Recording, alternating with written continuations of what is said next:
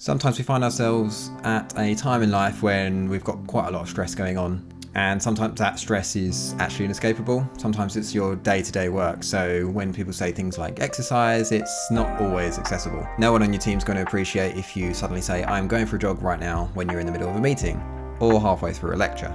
One thing that I've been doing quite recently, and it's something that you can do anywhere, which is why it's so great, is to start journaling. The great thing about it is that you can do it anywhere, anytime, and it doesn't take very long at all. It just takes like 2 minutes. It's one of those techniques where it's kind of like self-therapy, where we can work through a mixture of thoughts, emotions, and general feelings. Personally, I've heard that even some therapists say a lot of their work is actually just letting someone speak, and they kind of sit there and just listen. Because what happens is that the person just gets that opportunity to process their thoughts, process those emotions, process whatever they're dealing with at that time, and just sounding them out is enough to help them process whatever they're doing at that time and whatever is stressing them out. And it can be a little bit hard to implement at first, but once you push yourself through that process, you can end up feeling really great, because it allows you to just work through those things, and it brings up things from your subconscious that you can't deal with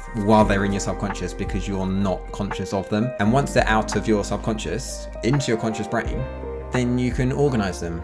And most importantly of all, it allows your brain the actual opportunity to create a solution to that problem. At first it might feel a little bit awkward, but if you just persevere with it, and although you can do it anytime, anywhere, because you're just writing with a pen, one of the best times to do it is just before bed, because it's nice and quiet, just in your room with your little lamp on. You can just think. Sometimes it just takes 5 minutes and you just write something, you write one sentence and you think, oh, that's what's been bugging me all this time, and I just felt rubbish all day. Then even if you don't come up with a solution right there and then, sometimes when we sleep, there's real research that shows that you will process things through the night, and you might surprise yourself in the morning where you just have a sense of clarity or a solution to something that's been really nagging at you. And it's just about that quality of life, isn't it? It's about that getting over that thing, whatever it is that's bugging you, and just letting us get on with our day.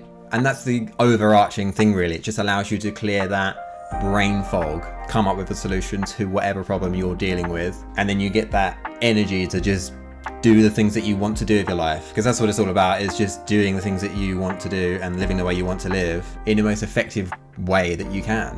Yeah, so that's about it, really.